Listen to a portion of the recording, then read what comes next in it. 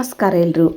ಕ್ವಿಕ್ಕಾಗಿ ಏನಾದರೂ ಒಂದು ಚಪಾತಿ ಜೊತೆ ಬಿಸಿ ಅನ್ನದ ಜೊತೆ ಆಗಲಿ ಅಥವಾ ಪರೋಟ ಜೊತೆ ಆಗಲಿ ಮಕ್ಕಳಿಗೆ ಲಂಚ್ ಬಾಕ್ಸ್ ಪ್ರಿಪೇರ್ ಮಾಡೋದಾಗಲಿ ಒಂದು 10 ನಿಮಿಷದಲ್ಲಿ ನೀವು ಬೆಳಗ್ಗೆ ತಡವಾಗಿ ಎದ್ದರೂ ಕೂಡ ಯಾವುದೇ ರೀತಿ ಮಸಾಲೆಗಳನ್ನು ರುಬ್ಬದೆ ಇನ್ಸ್ಟೆಂಟಾಗಿ ಈ ತುಂಬಾ ಹೆಲ್ದಿಯಾಗಿ ಆಲೂ ಬಿಂದಿ ಫ್ರೈನ ಜಸ್ಟ್ ಒಂದು 10 ಮಿನಿಟ್ಸಲ್ಲಿ ನೀವು ರೆಡಿ ಮಾಡ್ಬೋದು. ತಡ ಯಾಕೆ, ಬನ್ನಿ ನೋಡೋಣ. ವೀಡಿಯೋನ ಕೊನೆ ತನಕ ಸ್ಕಿಪ್ ಮಾಡದೆ ನೋಡಿ. ಮೊದಲಿಗೆ ನಾನಿಲ್ಲಿ ಒಂದು ಕಡಾಯಿಗೆ ಒಂದು 6 ರಿಂದ 7 ಟೇಬಲ್ ಸ್ಪೂನ್ ಆಗೋಷ್ಟು ಎಣ್ಣೆಯನ್ನು ಹಾಕೊಳ್ತಾ ಇದ್ದೀನಿ. ನಾನು ಬೆಂಡೆಕಾಯನ್ನು ಕಂಪ್ಲೀಟಾಗಿ ಎಣ್ಣೆಯಲ್ಲೇ ಚೆನ್ನಾಗಿ ನಾನು ಬೇಯಿಸ್ಕೊಳ್ಳೋದ್ರಿಂದ ಸ್ವಲ್ಪ ಎಣ್ಣೆ ಜಾಸ್ತಿನೇ ಹಾಕ್ಕೊಂಡಿದ್ದೀನಿ.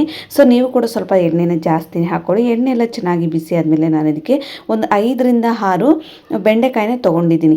ಈ ರೀತಿ ಮೀಡಿಯಮ್ ಸೈಜಾಗಿ ತೀರಾ ದಪ್ಪಾಗೂ ಕಟ್ ಮಾಡಿಲ್ಲ, ತೀರಾ ತೆಳುವಾಗಿ ಕಟ್ ಮಾಡಿಲ್ಲ, ಮೀಡಿಯಮ್ ಆಗಿ ಈ ಥರ ಕಟ್ ಮಾಡ್ಕೊಂಡಿದ್ದೀನಿ. ನೀವು ಬೇಕಿದ್ರೆ ಪೂರ್ತಿ ಚಿಕ್ಕ ಚಿಕ್ಕದಾಗಿ ಕೂಡ ಕಟ್ ಮಾಡ್ಕೊಳ್ಬೋದು.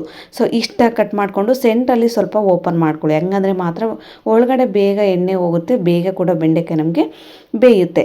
ಈಗ ಚೆನ್ನಾಗಿ ಗ್ಯಾಸನ್ನು ಕಂಪ್ಲೀಟಾಗಿ ಲೋ ಫ್ಲೇಮಲ್ಲಿ ಇಟ್ಕೊಂಡು ಒಂದು 2 ನಿಮಿಷ ಈ ಥರ ಚೆನ್ನಾಗಿ ಮಿಕ್ಸ್ ಮಾಡ್ಕೊಂಡಾದಮೇಲೆ ಈಗ ಸ್ವಲ್ಪ ಗ್ಯಾಸನ್ನು ಹೈ ಫ್ಲೇಮ್ ಮಾಡಿಕೊಂಡು ಬೆಂಡೆಕಾಯಿ ಎಲ್ಲ ಚೆನ್ನಾಗಿ ಬೇಯೋ ತನಕ ನೀವು ಲಿಡ್ ಕ್ಲೋಸ್ ಮಾಡಬೇಕು. ಖಂಡಿತವಾಗ್ಲೂ ಸ್ನೇಹಿತರೆ, ಯಾವುದೇ ರೀತಿ ಮಸಾಲೆಗಳನ್ನು ರುಬ್ಬೋದು ಬೇಡ, ನಮಗೆ ಜಾಸ್ತಿ ಸಮಯನೂ ಬೇಡ.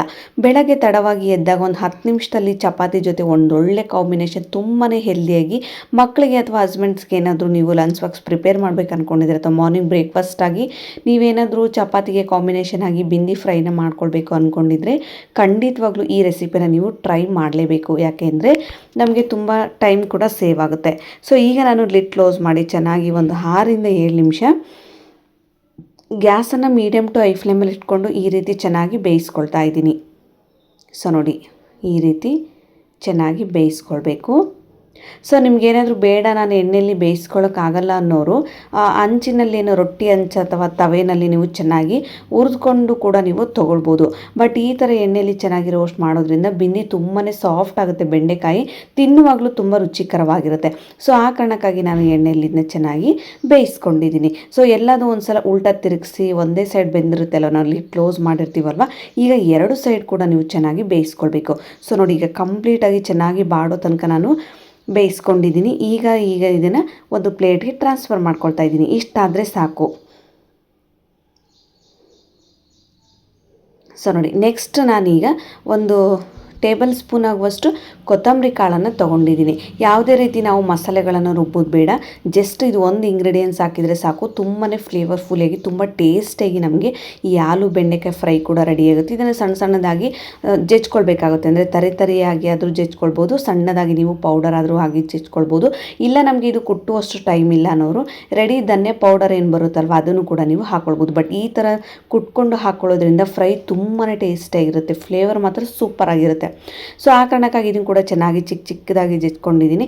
ಈಗ ನಾನು ಅದೇ ಕಡಾಯಿಗೆ ಒಂದು 2 ಟೇಬಲ್ ಸ್ಪೂನ್ ಆಗೋಷ್ಟು ಎಣ್ಣೆಯನ್ನು ಹಾಕ್ಕೊಂಡು ಎಣ್ಣೆ ಎಲ್ಲ ಚೆನ್ನಾಗಿ ಬಿಸಿ ಆದಮೇಲೆ ಒಂದು ಅರ್ಧ ಟೇಬಲ್ ಸ್ಪೂನ್ ಆಗೋಷ್ಟು ಸಾಸಿವೆ, ಅರ್ಧ ಟೇಬಲ್ ಸ್ಪೂನ್ ಆಗೋಷ್ಟು ಜೀರಿಗೆ ಹಾಗೂ ನಾವೇನು ಕೊತ್ತಂಬರಿ ಕಾಳನ್ನು ಕುಟ್ಟಿರ್ತೀವಲ್ಲ 1 ಟೇಬಲ್ ಸ್ಪೂನ್ ಆಗೋಷ್ಟು ಅದನ್ನು ಹಾಕ್ಕೊಂಡಿದ್ದೀನಿ. ಕೆಲವರಿಗೆ ಕೊತ್ತಂಬರಿ ಕಾಳು ಫ್ಲೇವರ್ ಜಾಸ್ತಿ ಇಷ್ಟ ಇಲ್ಲ ಅನ್ನೋರು ಒಂದು ಅರ್ಧ ಟೇಬಲ್ ಸ್ಪೂನ್ ಆಗೋಷ್ಟು ಹಾಕ್ಕೊಂಡ್ರೆ ಸಾಕು. ಇದನ್ನೆಲ್ಲ ಚೆನ್ನಾಗಿ ನೀವು ಎಣ್ಣೆಯಲ್ಲಿ ರೋಸ್ಟ್ ಮಾಡ್ಕೊಳ್ಬೇಕಂದ್ರೆ ಕೊತ್ತಂಬರಿ ಕಾಳು ಸ್ಮೆಲ್ಲೆಲ್ಲ ಸ್ವಲ್ಪ ಹೋಗೋ ತನಕ ಚೆನ್ನಾಗಿ ರೋಸ್ಟ್ ಮಾಡ್ಕೊಂಡಾದ್ಮೇಲೆ ನಾನಿಲ್ಲಿ ಒಂದು ಮೀಡಿಯಮ್ ಸೈಜ್ ಆಗಿರೋ ಆಲೂಗಡ್ಡೆನ ಒಂದು 80% ಆಗುವಷ್ಟು ಚೆನ್ನಾಗಿ ಕುದಿಸ್ಕೊಂಡಿದ್ದೀನಿ. ಕಂಪ್ಲೀಟಾಗೇನು ಕುದಿಸ್ಕೊಂಡಿಲ್ಲ, ಒಂದು 80% ಆಗುವಷ್ಟು ಆಲೂಗಡ್ಡೆನ ಚೆನ್ನಾಗಿ ಕುದಿಸ್ಕೊಂಡು ಸಿಪ್ಪೆ ತೆಗೆದುಕೊಂಡು ಈ ಥರ ನಾನು ಚಿಕ್ಕದಾಗಿ ಕಟ್ ಮಾಡ್ಕೊಂಡಿದ್ದೀನಿ. ಖಂಡಿತವಾಗ್ಲೂ ಬರೀ ಬೆಂಡೆಕಾಯಿ ಆದರೆ ಮಕ್ಕಳಿಗೆ ತುಂಬ ಬೋರ್ ಅನಿಸುತ್ತೆ, ತಿನ್ನೋಕೆ ಇಷ್ಟ ಆಗಲ್ಲ. ಅಂಥವ್ರು ಈ ಥರ ಬೆಂಡೆಕಾಯಿ ಜೊತೆ ಈ ಕುದಿಸಿರುವಂಥ ಆಲೂಗಡ್ಡೆನ ಫ್ರೈ ಮಾಡಿಕೊಂಡು ಮಕ್ಕಳಿಗೆ ಮಾಡಿಕೊಡೋದ್ರಿಂದ ತುಂಬಾ ಟೇಸ್ಟಿಯಾಗಿರುತ್ತೆ. ಆ ಕಾರಣಕ್ಕಾಗಿ ನಾನೇನು ಮಾಡಿದ್ದೀನಿ ಅಂದರೆ ಆಲೂಗಡ್ಡೆನ ಈ ರೀತಿ ಚಿಕ್ಕದಾಗಿ ಪೀಸಸ್ ಆಗಿ ಕಟ್ ಮಾಡಿಕೊಂಡು ಇದನ್ನು ಕಂಪ್ಲೀಟಾಗಿ ನನಗೆ ಎಣ್ಣೆಯಲ್ಲಿ ಫ್ರೈ ಮಾಡ್ಕೊಳ್ತಾ ಇದ್ದೀನಿ. ಈ ಥರ ಫ್ರೈ ಮಾಡ್ಕೊಳ್ಳೋದ್ರಿಂದ ಆಲೂಗಡ್ಡೆ ತುಂಬಾ ಟೇಸ್ಟಿಯಾಗಿರುತ್ತೆ, ಯಾವುದೇ ರೀತಿ ಸಪ್ಪೆ ಥರ ನಮಗೆ ಫೀಲ್ ಅನಿಸೋದಿಲ್ಲ. ನೋಡಿ, ಈಗ ಒಂದ್ಸಲ ಚೆನ್ನಾಗಿ ಎಲ್ಲದನ್ನೂ ನಮಗೆ ಜೀರಿಗೆ, ಸಾಸಿವೆ, ಕೊತ್ತಂಬರಿ ಕಾಳು ಜೊತೆ ಎಲ್ಲದನ್ನೂ ಚೆನ್ನಾಗಿ ಮಿಕ್ಸ್ ಮಾಡಿಕೊಂಡು ಒಂದು ಸೈಡ್ ಎಲ್ಲದನ್ನೂ ಈ ಥರ ಅಂದ್ಬಿಡಿ. ಮೇಲೆ 1 ಟೇಬಲ್ ಸ್ಪೂನ್ ಆಗುವಷ್ಟು ಎಣ್ಣೆನ ಅಥವಾ ತುಪ್ಪವನ್ನು ಹಾಕ್ಕೊಂಡು ಲಿಡ್ ಕ್ಲೋಸ್ ಮಾಡಿ. ಲಿಡ್ ಕ್ಲೋಸ್ ಮಾಡೋದ್ರಿಂದ ಬೇಗ ಬೇಯುತ್ತೆ, ಕಲರ್ ಕೂಡ ಬೇಗ ಚೇಂಜ್ ಆಗುತ್ತೆ. ನೋಡಿ, ಒಂದು 2 ನಿಮಿಷ ಆದಮೇಲೆ ನಾನೀಗ ಲಿಡ್ ಕ್ಲೋಸ್ ಮಾಡೋದನ್ನು ಓಪನ್ ಮಾಡ್ತಾ ಇದ್ದೀನಿ. ಈಗ ಉಲ್ಟಾನ ತಿರುಗಿಸಿ ಚೆನ್ನಾಗಿ ಈ ಥರ ಬೇಯಿಸ್ಕೊಳ್ಬೇಕು. ನಿಮಗೆ ಡೈರೆಕ್ಟಾಗಿ ನೀರಲ್ಲಿ ಕುದಿಸಿ ತೊಗೊಳ್ಳೋಷ್ಟು ಟೈಮ್ ಇಲ್ಲ ಅನ್ನೋರು ಹಾಗೆ ಆಲೂಗಡ್ಡೆ ತೊಗೊಂಡ್ರೆ ಟೈಮ್ ಜಾಸ್ತಿ ಆಗಿಬಿಡುತ್ತೆ, ನಮಗೆ ಕ್ವಿಕ್ಕಾಗಿ ಮಾಡೋಕ್ಕಾಗೋದಿಲ್ಲ. ಆ ಕಾರಣಕ್ಕಾಗಿ ನೀವು ಒಂದು 80% ಆಗೋಷ್ಟು ಆಲೂಗಡ್ಡೆನ ಕುದಿಸಿದ್ರೆ ಇನ್ನೊಂದು 20% ಚೆನ್ನಾಗಿ ನೀವು ಎಣ್ಣೆಯಲ್ಲಿ ಬೇಯಿಸ್ಕೊಳ್ಬೋದು. ಆ ಕಾರಣಕ್ಕಾಗಿ ನಾನು ಇದನ್ನ ಆಲೂಗಡ್ಡೆನ ಚೆನ್ನಾಗಿ ಒಂದು 80% ಆಗುವಷ್ಟು ಕುದಿಸ್ಕೊಂಡಿದ್ದೀನಿ. ನೋಡಿ, ಈಗ ಮತ್ತೆ ಉಲ್ಟಾ ತಿರುಗಿಸಿ ಮತ್ತೆ ಲಿಡ್ ಕ್ಲೋಸ್ ಮಾಡಿ ಮತ್ತೆ ಓಪನ್ ಮಾಡ್ತಾಯಿದ್ದೀನಿ. ಕಂಪ್ಲೀಟಾಗಿದೆ 100% ನಮಗೆ ಆಲೂಗಡ್ಡೆ ತುಂಬ ಸಾಫ್ಟಾಗಿ ಈಗ ಬೆಂದಿರುತ್ತೆ. ಜಾಸ್ತಿ ಮಿಕ್ಸ್ ಮಾಡ್ಲಿಕ್ಕೆ ಹೋಗ್ಬಿಡಿ, ಯಾಕೆಂದರೆ ಆಲ್ರೆಡಿ ಆಲೂಗಡ್ಡೆ ಕುದ್ದಿರುತ್ತಲ್ವ, ಚಪಾತಿ ಥರ ಅನಿಸ್ಬಿಡುತ್ತೆ. ಮೀಡಿಯಮಾಗಿ ಸುಮ್ಮನೆ ಈ ಥರ ಮಿಕ್ಸ್ ಮಾಡಿ ನೋಡಿ. ಜಾಸ್ತಿ ಕೆಲವರಿಗೆ ಮಸಾಲೆ ತಿಂದರೆ ಗ್ಯಾಸ್ಟ್ರಿಕ್ ಸಮಸ್ಯೆ ಇರುತ್ತೆ. ಸೊ ಕೆಲವರಿಗೆ ಮಸಾಲೆ ಬೆಳಗ್ಗೆ ಮಸಾಲೆ ಆಲೂಗಡ್ಡೆದು ಏನಾದರೂ ಫ್ರೈ ಊಟ ಮಾಡಿದರೆ ತಲೆನೋವು ಬರೋ ಚಾನ್ಸಸ್ ಇರುತ್ತೆ. ಸೊ ಅಂಥವರು ಯಾವುದೇ ರೀತಿ ಮಸಾಲೆನೂ ಬೇಡ, ನಿಮಗೆ ಜಾಸ್ತಿ ಸಮಯನೂ ಬೇಡ, ತುಂಬಾ ಇನ್ಸ್ಟೆಂಟಾಗಿ ಈ ಆಲೂಗಡ್ಡೆ ಬಿಂದಿ ಫ್ರೈನ ನೀವು ಮಾಡ್ಬೋದು. ಸೊ ನೋಡಿ, ಈಗ ನಾನು ಒಂದು ಸ್ವಲ್ಪ ಬೆಳ್ಳುಳ್ಳಿ ಹಾಗೂ ಒಂದು ಹಸಿಮೆಣಸಿನಕಾಯಿನ ಹಾಕ್ಕೊಂಡಿದ್ದೀನಿ ಅಷ್ಟೇ. ಜಸ್ಟ್ ಹಸಿಮೆಣಸಿನಕಾಯಿ ಫ್ಲೇವರ್ಗೆ ಹಾಕ್ಕೊಂಡಿದ್ದೀನಿ. ಬೆಳ್ಳುಳ್ಳಿ ಸ್ಮೆಲ್ ಹೋಗೋ ತನಕ ಒಂದು 2 ನಿಮಿಷ ಚೆನ್ನಾಗಿ ಫ್ರೈ ಮಾಡ್ಕೊಳ್ಬೇಕು.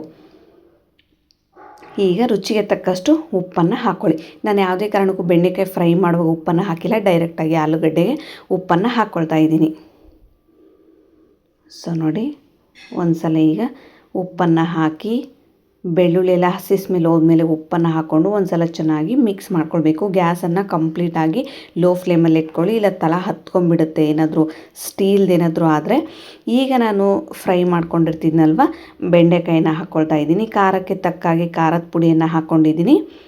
ಅರ್ಧ ಟೇಬಲ್ ಸ್ಪೂನ್ ಆಗುವಷ್ಟು ಗರಂ ಮಸಾಲ, ಅರ್ಧ ಟೇಬಲ್ ಸ್ಪೂನ್ ಆಗುವಷ್ಟು ಚಿಕನ್ ಮಸಾಲವನ್ನು ಹಾಕ್ಕೊಳ್ತಾ ಇದ್ದೀನಿ. ಮೇಲೆ ಸ್ವಲ್ಪ ಕೊತ್ತಂಬರಿ ಸೊಪ್ಪನ್ನು ಹಾಕಿದರೆ ಸಾಕು. ಇನ್ಸ್ಟೆಂಟಾಗಿ ನಿಮಗೆ ಜಸ್ಟ್ ಒಂದು 10 ನಿಮಿಷದಲ್ಲಿ ಹೊಸ ರೆಸಿಪಿನ ನೀವೇನಾದರೂ ಟ್ರೈ ಮಾಡಿಲ್ಲ ಅಂದರೆ ಖಂಡಿತವಾಗ್ಲೂ ಟ್ರೈ ಮಾಡಿ. ಚಪಾತಿಗಂತೂ ಒಂದು ಒಳ್ಳೆ ಕಾಂಬಿನೇಷನ್ ಅಂತಲೇ ಹೇಳ್ಬೋದು. ಈ ರುಚಿನ ನೀವೇನಾದರೂ ಒಂದು ಸಲ ಸವಿದ್ರೆ ಖಂಡಿತವಾಗ್ಲೂ ಯಾವುದೇ ರೀತಿ ಮಸಾಲೆನ ರುಬ್ಕೊಳ್ಳೋದಿಲ್ಲ, ಅಷ್ಟು ಟೇಸ್ಟಿಯಾಗಿ ನೀವು ಈ ರೆಸಿಪಿನ ಮಾಡ್ಬೋದು. ತುಂಬಾ ಟೇಸ್ಟಿಯಾಗಿರುತ್ತೆ. ಮಕ್ಕಳು ಕೂಡ ತುಂಬ ಇಷ್ಟಪಟ್ಟು ಕೂಡ ತಿಂತಾರೆ. ಕೆಲವರಿಗೆ ಮಸಾಲೆ ಜಾಸ್ತಿ ಇದ್ದರೆ ತಿನ್ನೋಕ್ಕೆ ಇಷ್ಟಪಡಲ್ಲ ಅನ್ನೋರು ಈ ರೆಸಿಪಿ ಅಂತವರು ಮರೆಯೋದೇ ಇಲ್ಲ. ಸೊ ಆ ಕಾರಣಕ್ಕೆ ಒಂದ್ಸಲ ಎಲ್ಲದೂ ಚೆನ್ನಾಗಿ ಮಿಕ್ಸ್ ಮಾಡಿಕೊಂಡ್ರೆ ಸಾಕು. ತುಂಬಾ ಟೇಸ್ಟಿಯಾಗಿ ಜಸ್ಟ್ ಒಂದು 10 ನಿಮಿಷದಲ್ಲಿ ಈ ಆಲೂ ಬೆಂಡೆಕಾಯಿ ಫ್ರೈನ ನೀವೇನಾದರೂ ಟ್ರೈ ಮಾಡಿದರೆ ನನಗೆ ಕಾಮೆಂಟ್ ಮೂಲಕ ತಿಳಿಸೋದನ್ನು ಮಾತ್ರ ಮರಿಬೇಡಿ. ಈಗ ಫೈನಲ್ ಆಗಿ ಎಲ್ಲದನ್ನೂ ಒಂದು ಸಲ ಚೆನ್ನಾಗಿ ಮಿಕ್ಸ್ ಮಾಡಿಕೊಂಡು 1 ನಿಮಿಷ ಆದಮೇಲೆ ಗ್ಯಾಸನ್ನು ಆಫ್ ಮಾಡ್ಕೊಂಬಿಡಿ. ಈಗ ಒಂದು ಪ್ಲೇಟ್ಗೆ ಹಾಕಿ ತೋರಿಸ್ತೀನಿ ನೋಡಿ. ಆಲೂಗಡ್ಡೆ ಕೂಡ ತುಂಬಾ ಸಾಫ್ಟಾಗಿ ನಮಗೆ ಬೆಂದಿರುತ್ತೆ. ಸೊ ನೋಡಿ, ಬಿಸಿ ರೊಟ್ಟಿ ಜೊತೆ ಬಿಸಿ ಚಪಾತಿ ಜೊತೆ ಒಂದು ಒಳ್ಳೆ ಕಾಂಬಿನೇಷನ್ ಅಂದರೆ ತಪ್ಪಾಗಲ್ಲ. ಸೊ ನೀವೇನಾದರೂ ಇನ್ನೂ ನನ್ನ ಚಾನಲ್ಗೆ ಸಬ್ಸ್ಕ್ರೈಬ್ ಮಾಡಿಲ್ಲ ಅಂದರೆ ಲೈಕ್ ಮಾಡಿ, ಶೇರ್ ಮಾಡಿ ಹಾಗೂ ಸಬ್ಸ್ಕ್ರೈಬ್ ಮಾಡೋದನ್ನು ಮಾತ್ರ ಮರಿಬೇಡಿ. ಸಿಗೋಣ ಮತ್ತೆ ಮುಂದಿನ ವೀಡಿಯೋದಲ್ಲಿ. ಧನ್ಯವಾದಗಳು ಸ್ನೇಹಿತರೆ.